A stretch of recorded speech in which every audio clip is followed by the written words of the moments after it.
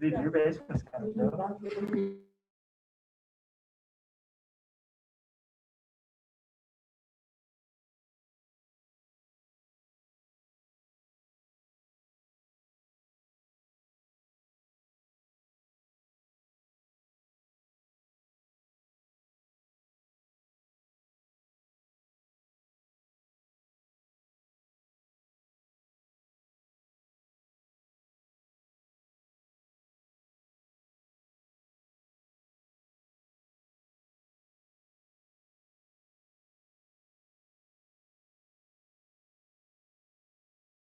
Patrick. Okay. So you hit more. Oh, I guess it's recording. Oh, yeah, I see it. Recording.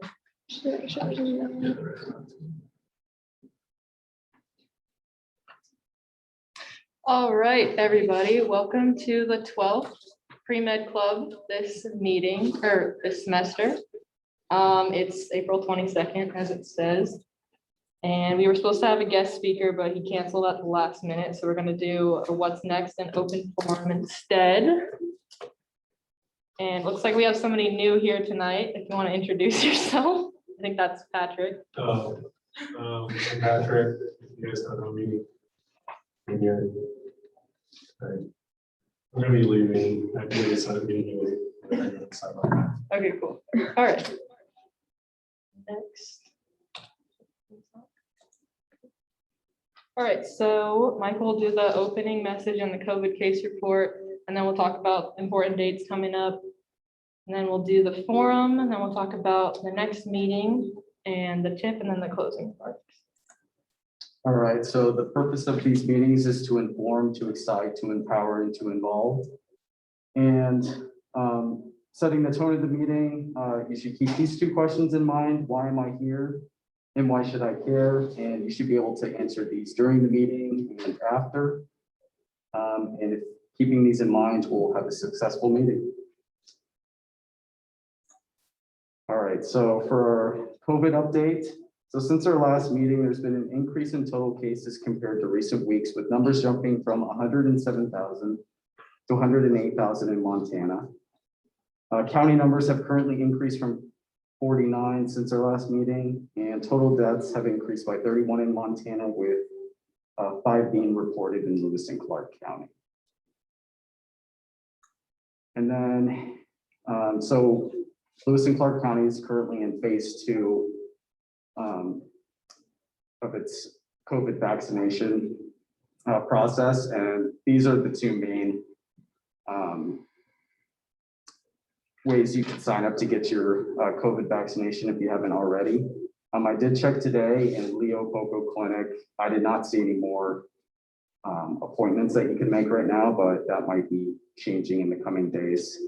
But definitely on Lewis and Clark or their website, you can sign up to get your COVID vaccine. Okay, I'll present these dates in lieu of Ton, and I'm going to come down here just because the recording will capture my voice better. For those who are applying the medical school this cycle, which coincidentally is most people in this audience, these are some important dates you need to have on your radar, and I'm sure a lot of you do.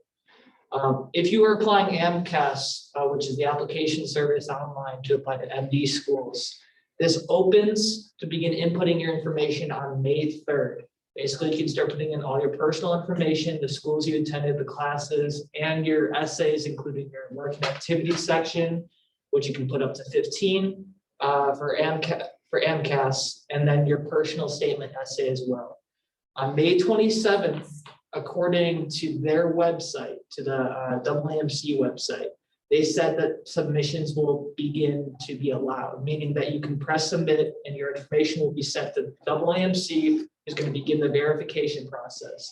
This takes between 4 to 6 weeks. Last year, it took 6 weeks. Once they go through all of it, they will send back your application with things that you may or may not have to correct or edit, whatever. The date that you submit your application is very important because that's where you're going to be at in the rolling admissions process. So you want to submit as early as possible. May 27th so far is the first day. After your application is verified, that's what they call it. It'll be set, it'll be in line and ready to go. And on June 25th is the earliest date that the AAMC will send your application to medical schools. That is also the earliest date that you can receive a secondary essay. If you're applying to DO schools, you do so through a COMIS, which is again another online application service. This, from all the sources that I've looked through, opens on May 4th, 2021. And so that is for choosing programs that you can then apply to. It's a little different than AMCAS. You choose your programs and then those programs open up into applications.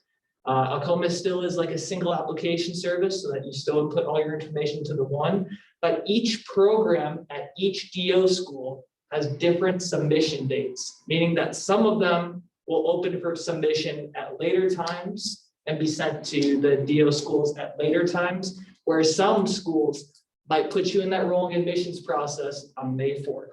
Meaning that if you're applying DO, you probably want to light a fire under your ass and get all your stuff together and be ready to submit. Because again, just like MD schools, the earlier you apply, the better. That's all I have to say. Additionally, I'll just say this loud. If you don't know already, the registration for the MCAT, both groups A and B, which is like one half of the states and the other half of the states, they're both open as of today.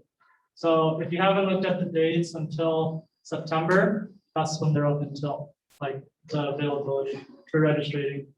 So just so that's on recording, if they're looking to take the MCAT this cycle for the summer. I have a question about the verification. So let's say I submit on June 15th. Is that still going to take like 4 weeks to process? Yeah, it'll take about 4 to 6 weeks, and you're looking probably at 6 weeks. Okay. I applied June 29th last week. It took 6 weeks.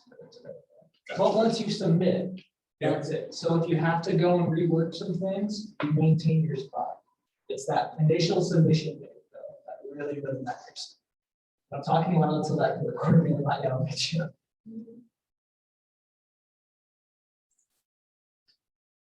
And then this is up here still just as a reminder that St. Peter's Health is hiring if anybody's looking for a job this summer. And we discussed these last meeting, so I'm not going to go over them. Taylor, may I just chip in something?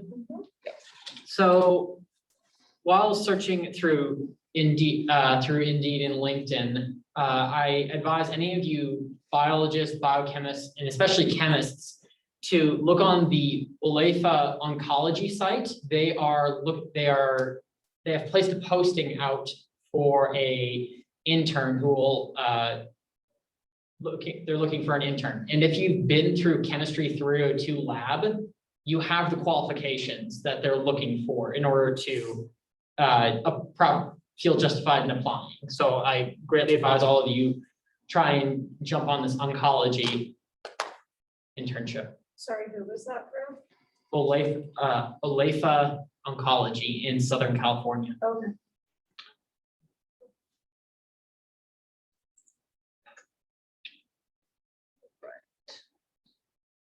So we're gonna do an open forum and what's next instead this week. Do you want to present the? Yeah, so basically, this is an open forum. So anybody who is on Zoom currently, who I cannot see right now, as well as anybody who's in person here right now. We've done these before. Basically, if there is any questions that you guys have about anything, about being a pre-med, about applying to medical school, about taking the MCAT, about your current positions as junior officers, about your current positions as current officers, anything at all, we can have an open discussion about it. If it's pre-med advice or application advice, perhaps the current officers can focus more on it. Otherwise, anybody can chip in. So at this time, if anybody has any concerns upfront about anything related to pre-med, let's start with pre-med first and everything. Get back to logistics later after the meeting. Speak now. Is Wes available over the summer for like application stuff? Yes, Cool. Just wondering. Is there so anyone is, else? so is Tom. I believe per email request or on handshake, those meetings are where their availabilities are. Cool, thank you. Currently, Tons is still not fixed. He is only able to be scheduled for mock interviews right now for some reason. But I scheduled appointments with him. I think that's based off because you're a senior. They're not letting seniors schedule advising with ton through a handshake. We have it set up just like freshmen and sophomores. You can't schedule with less. So if you want to meet with tons, It's interesting that it's like that. yeah, that's what Wes told me. Another question is, interviews would happen, like, when would interviews start happening if you're applying, like, May 27th? So the earliest that they begin is usually in September. Okay, Usually it's October, because like what you'll do is the earliest you can get a secondary is June 25th, according to that timeline. And then it takes about 4 to 6 more weeks than the secondary. So it's like mid-August by the time that your secondary is probably in the process, and then it takes again a week or 2 weeks, then they got all the place. Then they start going through it. And so it's September, and then it usually goes up a standard application cycle. It'll usually go up until February.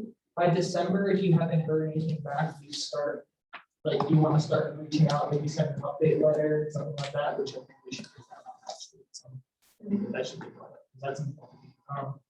But given the pandemic and what has happened in the last year with admissions, interviews were pushed back all the way until March 31st.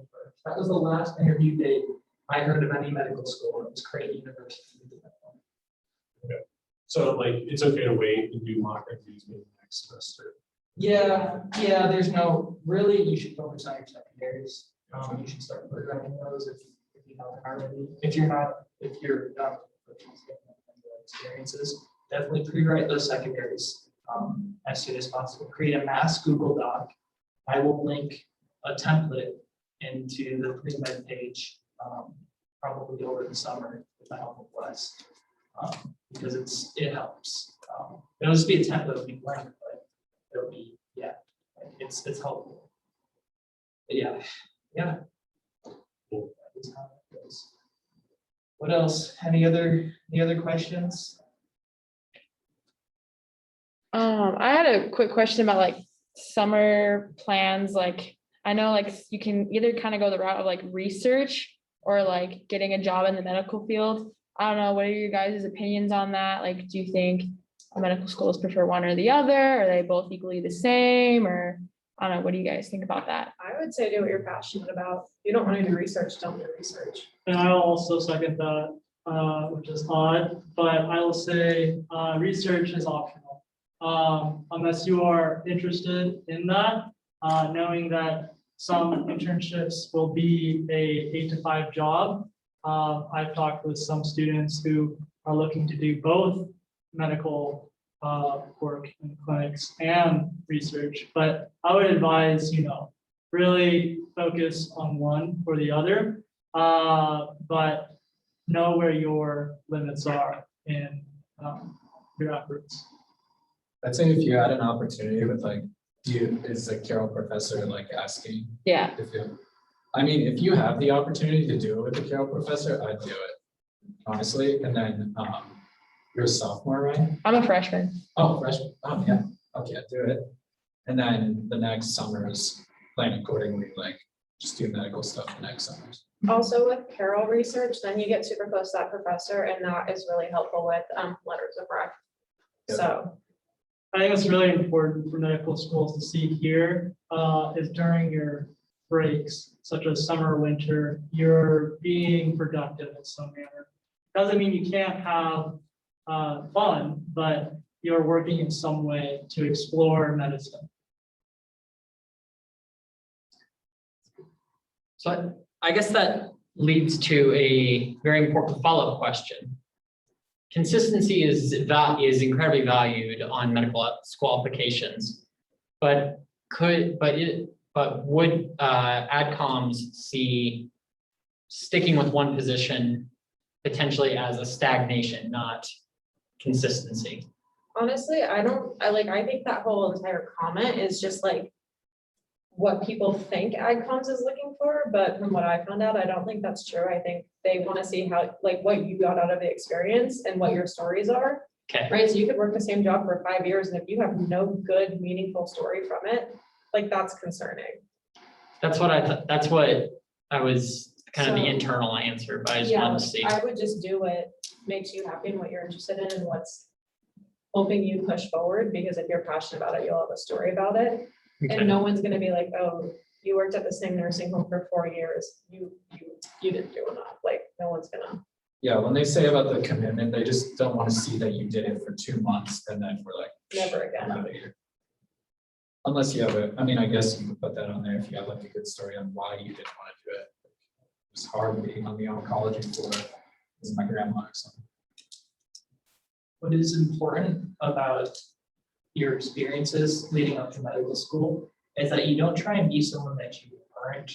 You're really trying to be who you are, and medical schools want an authentic applicant out of you. To no way that should not be self-limiting at all, because in all reality, it just means to be you, be your own person, and develop into who you want to be. Because when you're interviewing them, yeah, humans connect really well with stories. If you tell your story, when you go through the process of applying, you go through the whole life, reflect on what were your motivations from birth until now, and why you're here and why you're going to stick with it. And so your experiences are stories, and they're fundamental aspects about who you are. And with that being said, we need to take ownership of where we are right now. Let's all be honest. We are a bunch of nerds right now. We're all college students. We're not going to be the 6 years of experience RN who's applying because she wants to have greater autonomy over her patients. We're not going to be the combat medic who served 8 years overseas and now wants to come back and practice medicine in the States. Like, we are going to be the nerds. So primarily, if it's a concern, address your GPA and your MCAT, because unfortunately those metrics play a great part of your application. If that's okay, you're doing well with that, then look at the experiences that make you who you are and that you're passionate for. And while you can't do them for a long period of time, you can do them for like 2 years or 3 years and show improvement over time. You can show improvement, you can take on greater responsibilities and greater roles in those. And that's better. Showing improvement in 2 to 3 years is way better than staying the same across like 5 or 6 years. So it's what you can really make the most out of, what you can get out of it. That's what's pretty. Also, if you're gonna apply this cycle, or like even now, literally if you're not, Dr. Berry has a really great series called Application Renovation, and it's a bunch of people from like all across the board, like stats wise and experience wise, that didn't get in, and he goes to their application. He's like, this is, in my opinion, like what made you not get in, and a lot of the time it is people not telling their story and like writing it in the way they think, like what AdComs wants to hear. So those have been pretty helpful. I feel like, and even just like writing my own stuff. Could you repeat that? It's called Application Renovation. Yeah, I've been watching his videos over the past like 3 days. I've just been binging them. And then I haven't done any over the summer. I've been a camp counselor and never had any medical experience. But his advice is that they want to see a story. They can give you the medical later. Like, you're not ready to be a doctor now. But get a good story, because med schools want to see who you are and what kind of person you are, because that's the kind of doctor you become. It's basically his philosophy. So Yeah, I want to add to that. I think it can be repeated over and over again. It's really not about checking boxes, because that's not what makes you a good physician. And we've had numerous speakers this entire year who I think have in some way emphasized that. What builds your character and who you are as a person is what medical schools are interested in. The stats and the numbers get you through the door, or get you the door open for you. But who you are as a person is what gets you through the door.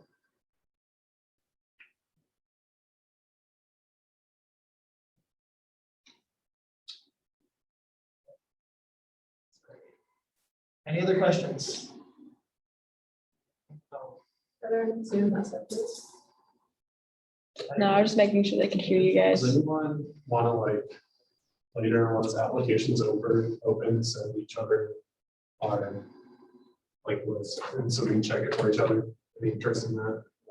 Like lists of what? Like the application, I know I was on the Creighton, well, there's a huge med conference today. Creighton said the biggest thing was typos and core wording and stuff.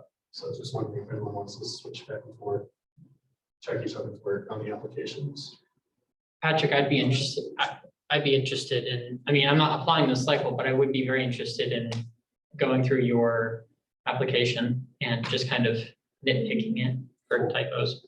Thanks. Yeah, that's a great idea. The one thing that you need to be careful about is personal statements, just because unfortunately there are really sketchy people who might copy your personal statement. So I'd just be careful who you send it to, but Okay. did you learn anything else from the AMC thing? Because I couldn't get on this. Doing stuff like that. Not a ton. I didn't really go to any of the events. I just talked to the schools I was interested in. Creighton's big thing was their recruiting to mission was their slogan that they were throwing out all day. So they're really in service and stuff. Iowa and Nebraska were both. It felt like more staff-based, I think, but still service is great on all of them. Yeah. So, yeah. So, Oh, good idea for sharing. for stats, just fun fact, I believe Mayo Clinic 3.5 and a 510 will get you a secondary automatically. Yeah, Creighton was saying a 498 will get you a secondary on. Yeah. Usually just get a Some secondary. schools send secondaries to every single applicant, so that's something you have to watch for. Also, and Pretty some much. schools only send them to qualified applicants, but they don't really release what that means. You can pretty much get a secondary from any school now, unless there is something about you that does not qualify you for a secondary. Like, I will not get a secondary from the University of Washington because I'm not a Washington resident, nor have I completed I think it's not a surplus, but it's a large amount of community service in Washington. So I won't get it because I'm not a resident. So really look into schools, especially state medical schools that you're not from. Look into those. If they're private, it doesn't matter. So look into that, but pretty much all schools, they'll want it. Why? Because they'll charge you the money to, Secondaries are $100 more for each. So they probably won't send it to you if you have like a 2.5 GPA. Some They do. might, they might. Some schools send it to all applicants. One thing that I think should be made known is that for people who apply from Carroll, there are 3 schools that Carroll's affiliated with where you get an interview automatically. I'm not gonna name them because your job is to go and reach out to Tom to figure that out. There you go. One was, no, it's the previous president. Yeah, he now works at that school. Yep, I'm not gonna say the name. Those are just DO schools, though. They're not. They are DO They are schools. DO schools. But they're medical schools. And at the end of the day, you're called a doctor and MDDO. Doesn't matter. Everybody. Wish them best of luck.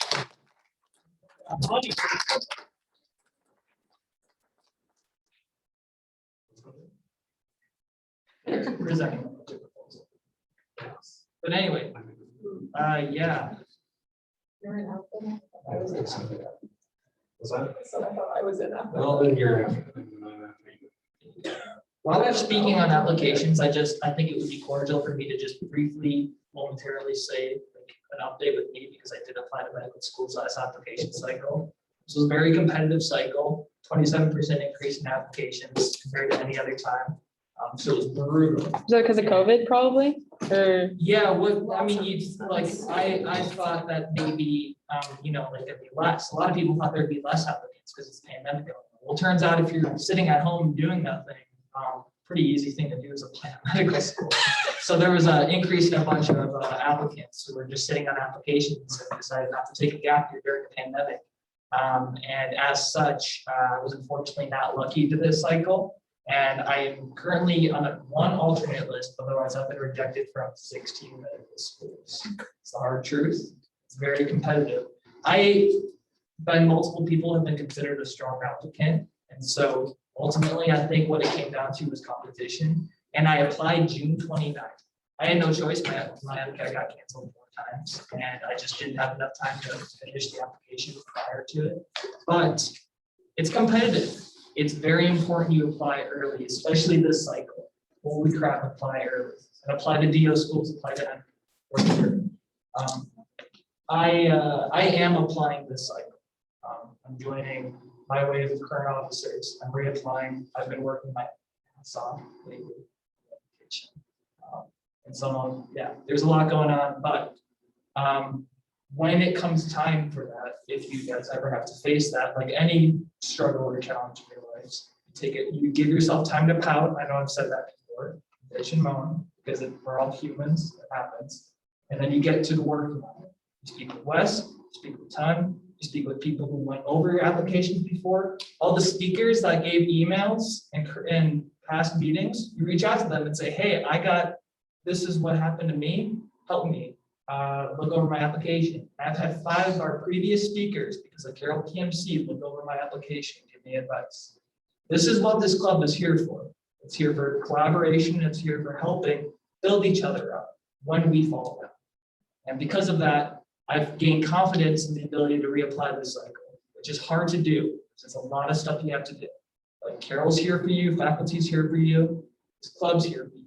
It's going to continue to stay here, which is why it's important that we continue this along, because it's very, very important for the sake of all of us while we're here and when we leave as well. So it's an update where I'm at. So I'm joining you in the ranks. Good luck in war. Good luck in war. We're going for it. But yeah, what's up? Do the medical schools tell you specific reasons why you don't get in, like you're not checking your application? Yeah, so unfortunately, usually not, especially if they're MD, because MD schools get a ton of applications, and so it's not feasible. And so some schools have offered reapplicant webinars, which I've gone to 2 of them, and there's 2 more. Some schools like Loyola offered a council appointment, but you had to schedule it very early because they fill up fast. I scheduled one, I'm waiting. I think it's next Wednesday. But some schools don't. DO schools, because they get less applications and they're more known to be more friendly, they will usually have phone calls with you, but MD schools typically do not. So why is it that? Like, depends. I don't know, like less application for DO schools compared to MD? Yeah, it's probably largely because there's less applications, so they can afford more time to individual applicants. DO schools just tend to be a lot more friendly and amicable when it comes to their applicants. Like I remember last meeting, JT said that he called all his MD schools he applied to, and he could not talk with them for more than like 15 minutes on the phone. He called DO schools, and he had like 3 or 4 hour conversations with them on the phone about like life and stuff. So it just kind of goes to show. Just how it kind of is. And this is all generalizations. Like you can call a DO school and they might be harsh on you, and you could also find an MD school that might be, friendly. It depends. You got to go and do the work yourself. Yeah, like 2 years ago, there was in all my 4 years of being a part of a medical club here at Carroll, I've seen 2 schools that have sent a recruiter to Carroll to talk to us, and both have been DO schools. None of them have been MD. And the guy was like practically like begging us to come apply to the school. So they put a lot more work into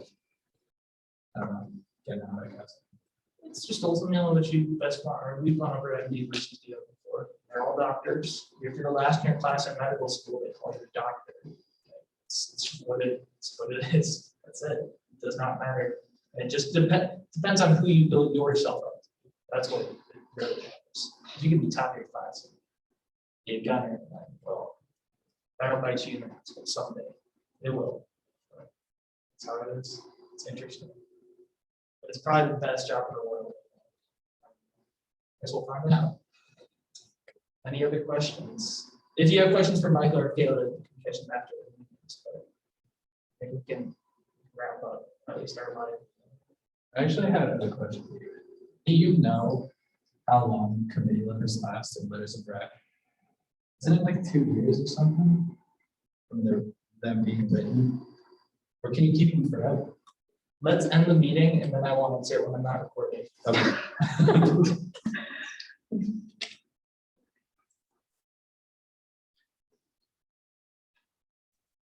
Okay, so next week we have the Vision 2021 presentation, and then we're also doing an inauguration of all the junior officers.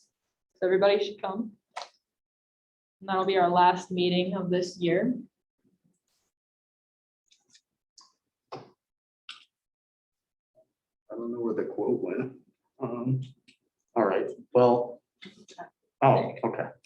Yeah, okay, so the tip of the week is the same again, just because Ton was originally supposed to come and speak today, so seriously, if you haven't already, I need to reiterate it a lot, but definitely schedule meetings with him and just talk to him, and you can schedule that through Handshake. And then for our party message today, the glory of medicine, I must have edited the wrong presentation because this is not the quote. Okay, this. What up? All right. Let's see, I'm trying to think of what my quote was. Say the Gettysburg Address. Oh, it was, when you think the world or everything is against you, remember that airplanes fly into the wind. And that was, I think Henry Ford who said that. Don't quote me on that. But, awesome. All right, and that's it for today. Awesome.